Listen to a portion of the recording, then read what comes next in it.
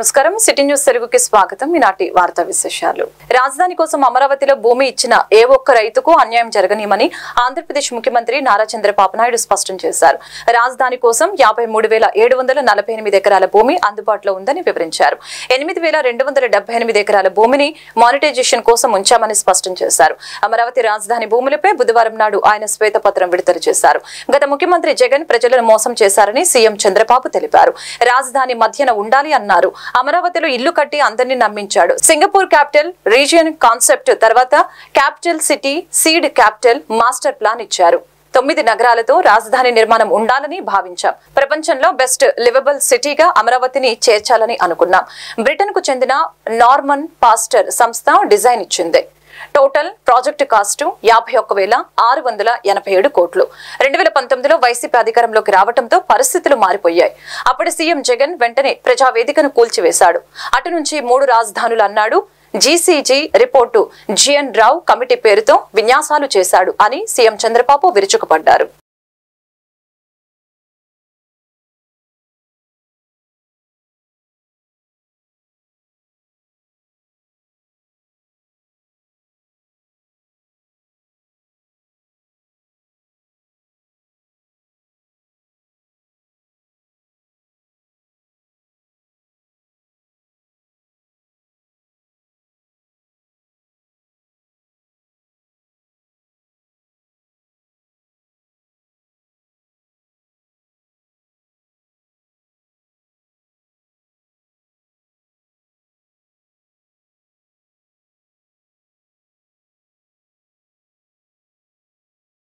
పిఠాపురం నియోజకవర్గం నాగులాపల్లి వద్ద సూరప్ప చెరువు సమ్మర్ స్టోరేజ్ ట్యాంక్ ను ఉప ముఖ్యమంత్రి పవన్ కళ్యాణ్ పరిశీలించారు. నాబార్డు నిధులతో 22 ఎకరాల్లో నిర్మించిన ఈ ట్యాంక్ ద్వారా కొత్తపల్లి మండల పరిధిలోని 54 గ్రామాలకు అందిస్తున్నారు.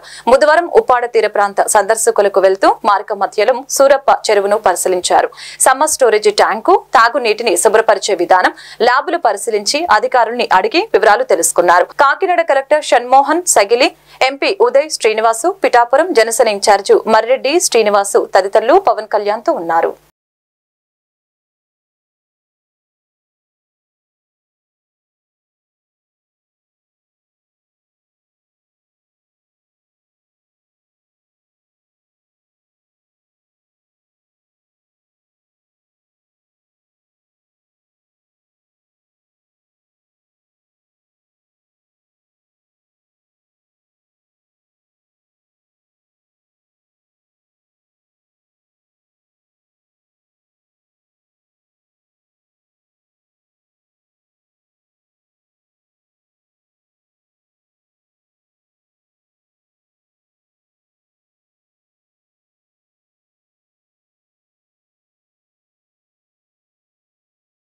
కష్టాల్లో ఉన్న వారికి అండగా నిలుస్తున్నారు విద్య, ఐటీ, ఎలక్ట్రానిక్స్ శాఖ మంత్రి నారా లోకేష్.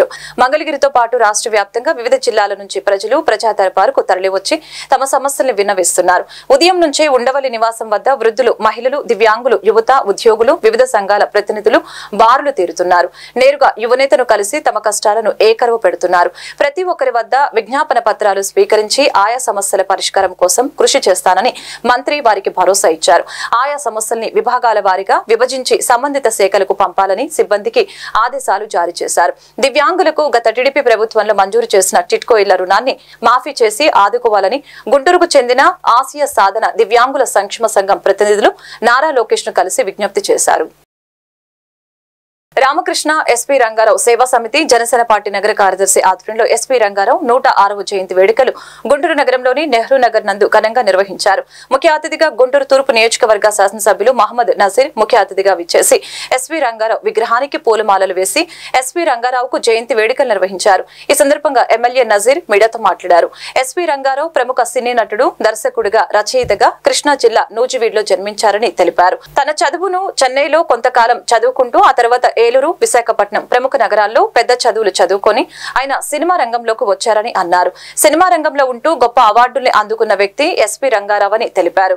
విలక్షణమైన నటనతో సినీ ప్రేక్షకుల గుండెల్లో చెరగని ముద్ర వేసుకున్నారని తెలిపారు. ఈ కార్యక్రమంలో ఎస్పీ రంగారావు సేవ సమితి సంఘ సభ్యులు ఎర్రగోపు నాగేశ్వరరావు, ఐశెట్టి శ్రీనివాసరావు, మార్కెట్ శ్రీను, కల్లగంటి త్రిపుర, బత్తిని శంకర్, గుడిపల్లి వాణి పాల్గొన్నారు.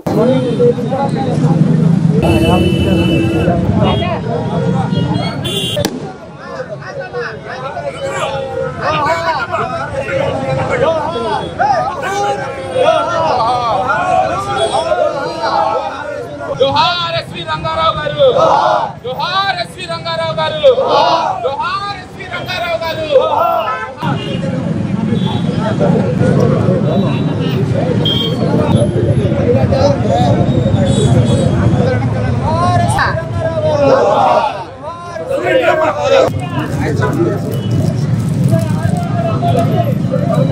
ना इच्छा ना sir sir sir okay sir cake cutting जोहार एसवी रंगाराव गारू, जोहार एसवी रंगाराव गारू। ना केक ओके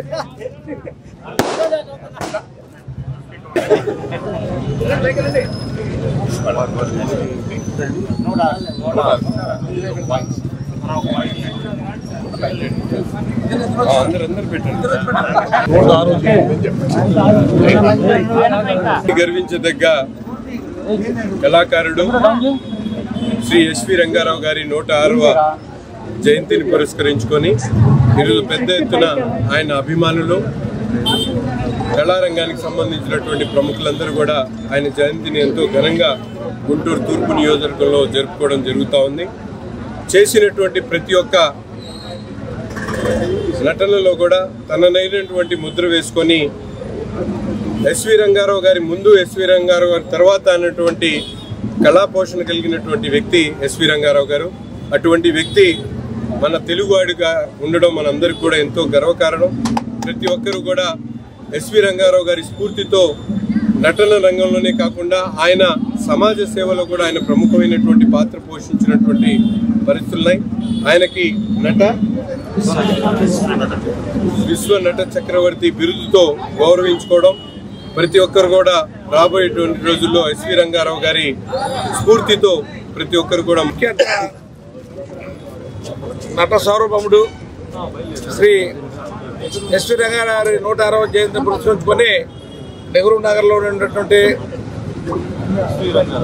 ఎస్వి రంగారావు గారి విగ్రహానికి మా తూర్పు నియోజకవర్గ శాసనసభ్యులు శ్రీ మహమ్మద్ నజీర్ గారు వారు వచ్చి పూలతోటి పూలపండ చేశారు. అదేవిధంగా ఇక్కడ లోకల్గా ఉన్నటువంటి చుండూరు రామకృష్ణ గారు మిత్ర బృందం అందరూ కూడా ఇక్కడ ఎంతో ఘనంగా ప్రతి సంవత్సరం ఎస్వి రంగారావు జయంతిని పురస్కరించుకునే కార్యక్రమం జయంతిపోతున్నాం. కానీ మా శాసనసభ్యులు నజీర్ గారు చెప్పినట్టు ఎప్పుడు ఎస్వి రంగారావు గారు ముందెవరు వెనకెవరు అనేది ఎవరు చెప్పేవాళ్ళు లేరు. ఎస్వి రంగారావు ఆయన నటన ఆయనే సాధ్యం. కాబట్టి వారి జన్మదినాన్ని మరొకసారి అందరం 106వ జయంతిని పురస్కరించుకుని ప్రతి ఒక్కరు కూడా ఎస్వి రంగారావు గారి జన్మదినోత్సవ శుభాకాంక్షలు తెలియజేస్తున్నాం.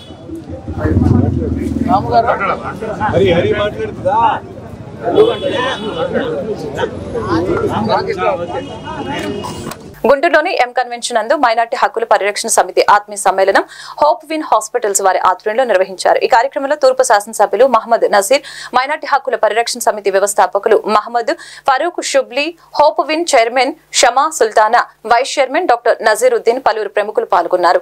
ఈ సందర్భంగా వ్యవస్థాపకులు మహమ్మద్ ఫరూక్ మాట్లాడారు. డాక్టర్ షమా సుల్తానాని state women's wing working president గా ఎన్నుకోవడం జరిగిందని తెలియజేశారు. ఈ సందర్భంగా వారిని అభినందించారు. మరియు ఈ రోజు వారి పుట్టినరోజు సందర్భంగా శుభాకాంక్షలు తెలిపారు. ఈ సందర్భంగా వారు మైనార్టీ హక్కుల పట్ల అవగాహన కల్పించుకుని మైనార్టీ మహిళలకు, పేదవారికి ఎంతగానో తోడ్పాటు కల్పిస్తున్నారని తెలియజేశారు. ఈ సందర్భంగా వారు మాట్లాడుతూ డాక్టర్ షమా సుల్తానా నాకు ఈ అవకాశాన్ని కల్పించిన మహమ్మద్ ఫరూక్ కి కృతజ్ఞతలు తెలిపారు. మైనార్టీ హక్కుల గురించి నిరంతరం నా వంతు కృషి చేస్తానని, నాకు పుట్టినరోజు శుభాకాంక్షలు తెలిపిన ప్రతి ఒక్కరికి హృదయపూర్వక ధన్యవాదాలు అని ఈ సందర్భంగా షమా సుల్తానా తెలియజేశారు.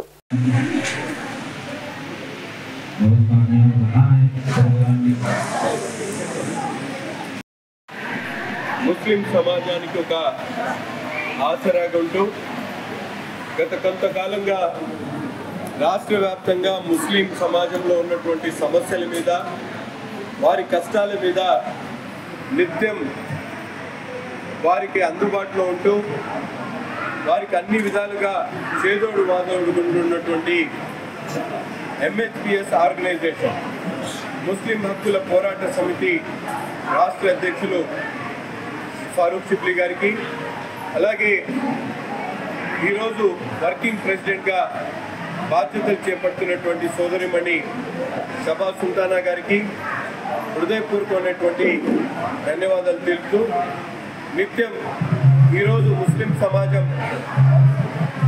గతంలో విద్యాపరంగా ఆర్థికంగా వెనుకబడినటువంటి మాట వాస్తవం. గత కొంతకాలంగా విద్యాపరంగా ముస్లిం సమాజం కళ్ళు తెరిచినటువంటి పరిస్థితులు ఉన్నప్పటికీ కూడా ఆర్థికంగా రాజకీయంగా పూర్తిగా వెనుకబడినటువంటి పరిస్థితులు మనందరం కూడా చూస్తూ ఉన్నాం. ముఖ్యంగా మహిళా సమాజం యావత్తు కూడా వారికి ఉన్నటువంటి ఇబ్బందులతో అనేక చోట్ల వారు ప్రతిరోజు కూడా కష్టాలు పడుతున్నటువంటి పరిస్థితుల్లో ఈరోజు డాక్టర్ ఉన్నటువంటి షబా సుల్తానా గారు తను నిత్యం ప్రజా సమస్యల మీద ప్రజలకు అవసరం. కానీ ఈ ప్రభుత్వం అధికారంలోకి వచ్చిన తర్వాత పెద్దలు ఎన్టీ రామారావు గారి హయాంలో ఉన్నటువంటి ఏదైతే క్యాబినెట్ ఉందో ఆ క్యాబినెట్లో ఉన్నటువంటి మంత్రివర్యులే ఇవాళ కూడాను దేవుడి వల్ల ఆయన ఇప్పుడు ఉన్నటువంటి క్యాబినెట్లో కూడాను మంత్రిగా కొనసాగుతున్నటువంటి వ్యక్తి జనాబ్ ఎన్ఎండి ఫారూక్ గారు. పెద్దలు ఎన్ఎండి ఫారూక్ గారు నియమించబడగానే ఇమ్మీడియట్గా 2 విషయాలపై చంద్రన్న దుల్హన్ కానుక అని చెప్పేసి ఒకటి, అదేవిధంగా విదేశీ విద్యా పథకానికి ఏదైతే ఏపీజే అబ్దుల్ కలాం గారు మాజీ రాష్ట్రపతి వర్యులు ఆయన పేరుతో డాక్టర్ ఏపీజే అబ్దుల్ కలాం విదేశీ విద్యా పథకం అని చెప్పేసి జీవోలు రిలీజ్ చేయడం అనేది నిజంగా అభినందించదగ్గ విషయం. ఖచ్చితంగా రాష్ట్రంలో ఎక్కడ అన్యాయం జరిగినా కానీ మైనార్టీ హక్కుల పరిరక్షణ సమితి పార్టీలకు అతీతంగా మా యొక్క వాణిని వినిపిస్తూ వస్తుంది. దానికి గాను ఈ రోజున మహిళా విభాగం ఏదైతే మహిళలు ఉన్నారో ఒక సొసైటీలో కనుక చేంజ్ రావాలంటే కనుక ఖచ్చితంగా మహిళల్లో చేంజ్ రావాలి.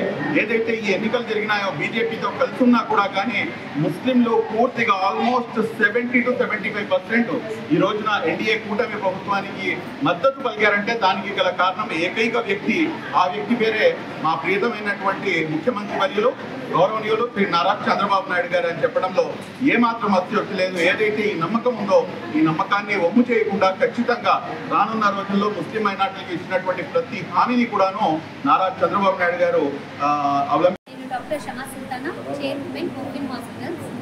ఈరోజు నూతనంగా మైనారిటీ హక్కుల పరిరక్షణ సమితి ఆర్గనైజేషన్లో జూలై 1న నాకు అపాయింట్మెంట్ లెటర్ ఇవ్వబడింది. అండ్ ఈరోజు ఇనాగరేటరీ ఒక మీటింగ్, ఒక సమావేశం చేసి నేను సైతం ఈ మైనారిటీ హక్కుల గురించి నా మైనారిటీ లేడీస్ దాకా ఏవైతే ఈ హక్కుల గురించి సరిగ్గా తెలుసుకోలేదో వాళ్ళ దాకా నేను తీసుకెళ్తానని ప్రమాణం చేస్తూ ముందుకు వెళ్తాను. అండ్ ఒక మాటగా చెప్పాలంటే ఒక మాట ఉందండి, నీళ్ళల్లో పడగానే మునగము.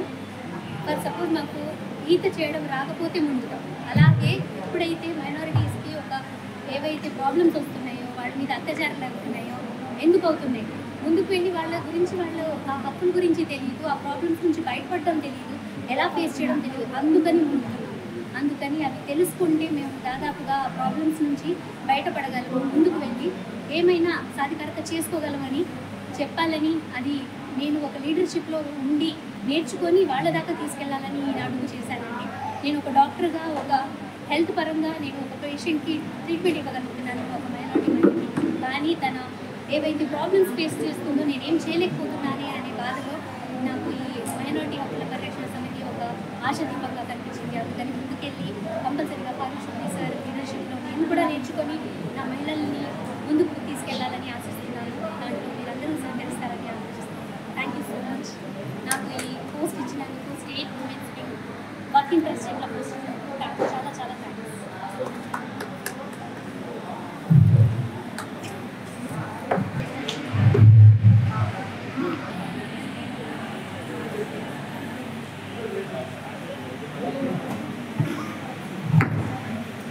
గుంటూరు జిల్లా తెనాలి ప్రభుత్వ ఆసుపత్రిని మంత్రి నాదెండ్ల మనోహర్ సందర్శించారు. రోగులకు అందుతున్న వైద్య సేవలపై మంత్రి మనోహర్ క్షేత్రస్థాయిలో పరిశీలించారు.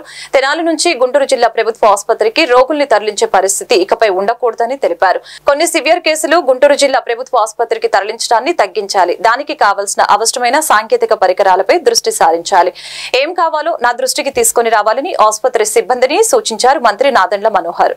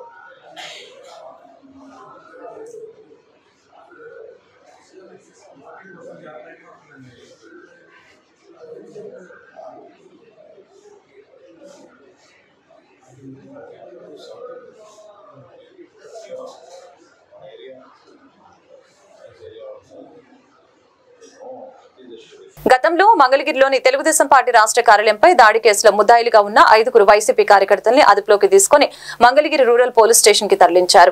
పోలీసుల అదుపులో ఉన్న వైసీపీ కార్యకర్తల్ని మాజీ మంత్రులు అంబటి రాంబాబు, మేరక నాగార్జున, నిమ్మకాయల రాజనారాయణ, కావటి మనోహర్ నాయుడు, దొంతిరెడ్డి, వేమారెడ్డి తదితర వైసీపీ శ్రేణులు పరామర్శించారు.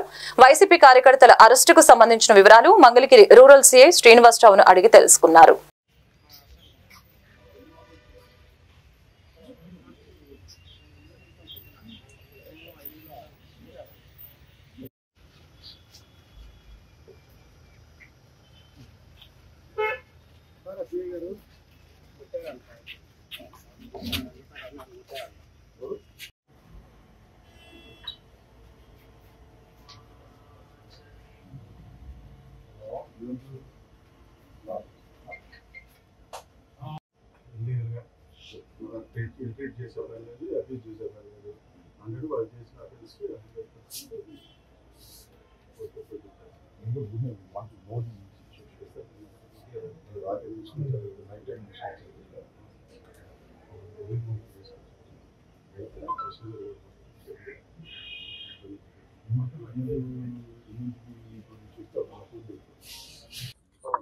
గుంటూరుకు చెందిన వైఎస్ఆర్ కాంగ్రెస్ పార్టీ నాయకులు కార్యకర్తల్ని ఒక 5గురిని రాత్రి అరెస్ట్ చేసి తీసుకొచ్చినట్టుగా సమాచారం వచ్చింది. ఆ విషయాన్ని కనుక్కోవడానికి మాజీ మంత్రి నాగార్జున గారు, నేను, అలాగే మనోహర్ నాయుడు గారు, అలాగే వేమారెడ్డి గారు, అదేవిధంగా మా market yard Guntur market yard chairman గారు అయినటువంటి నిమ్మకాయల రాజనారాయణ గారు మేమందరం రావటం జరిగింది.